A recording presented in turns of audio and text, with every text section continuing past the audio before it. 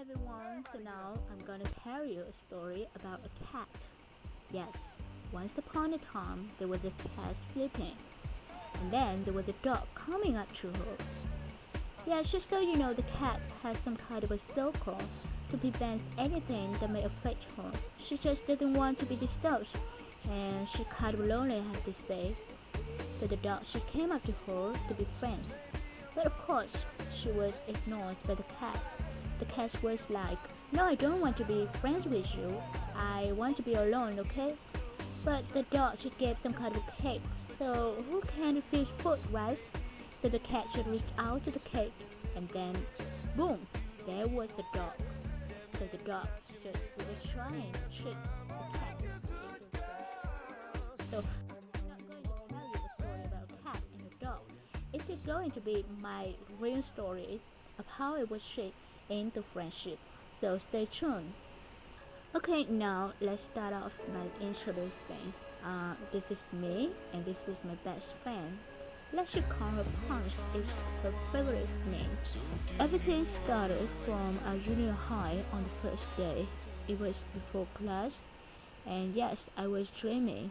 Actually, there were a whole lot of things going on inside my mind, like studying in a medical, or how about becoming a comic writer? God, I love comic books.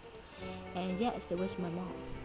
She was haunting me all the time, and she was just worried about my studying at the time, or not studying at all.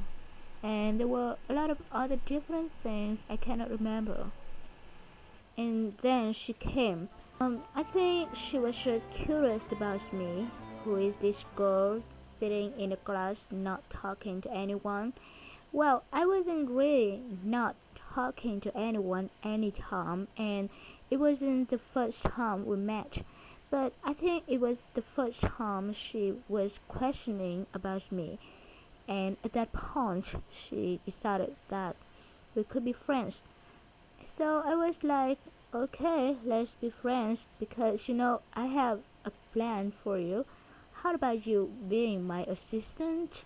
So why do I say she was my assistant? Well, maybe it was because she took care of me. Let's take an example, a school meeting. I think you all know what a school meeting is. It takes place on Monday.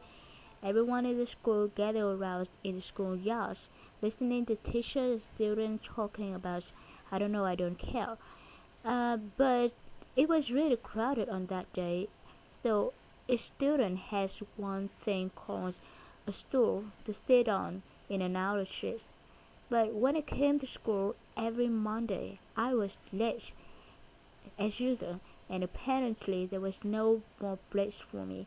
But I knew that my friend would be there earlier, and she saved a place for me with a stool right next to her. Oh, thank God. Haha. Well, second example, directions. Just so you know, I suck at directions. It's very easy for me to get lost. But every time I get lost, I just take out my phone and call my friends. Hello, did you know the way to blah blah blah? And I don't know how, I don't know why. She always knows the way. It's really fantastic. I mean, she's better than GPS, better than any map application that Apple or Google could afford.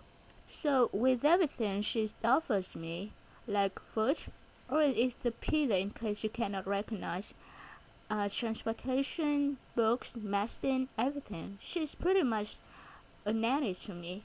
So now I think you could possibly imagine how I feel having a friend like that. I am a king.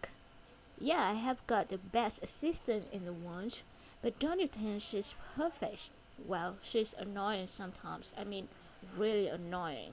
Let me tell you. Well, first off, she rushes me into everything.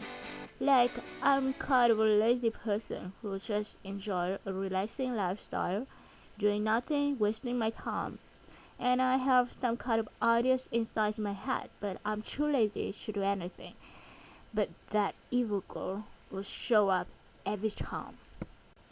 She sets a fire behind my ass and just tell me, do it, why don't you do it?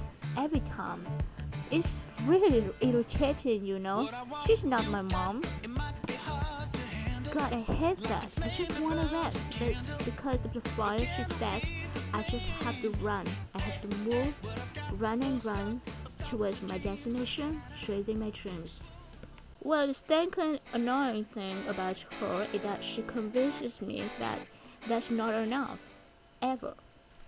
Last day, we have a mountain and we got to climb it. But when we reach the top, she always shows me a higher mountain that I have to climb. It's pretty much like there's still gonna be another mountains, you know? It never stops. Higher, higher, and higher. She always shows me that I have got further destinations to go to. And the last and worst thing is that she is not here with me. A month ago, I just received a message from her from Korea saying this. Yeah, it's eerie and therapy. Ew. I don't miss her, okay? I don't. I swear, I don't miss her. No. So that's how I was tricked into ending up being friends with her. I think it's kind of simple. Like one day you're standing alone and someone's coming up to you. You two stand next to each other, start talking and laughing together. You share the laughter, a lot of other things, then you have a smile when you think of each other. And then more or less you have fights, conflicts, but you guys can still give each other hugs when needed. So that's pretty much friendship.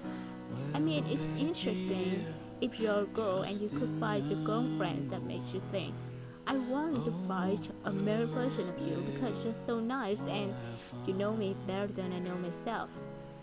And I think friendship is just that simple. Okay, thank you for listening.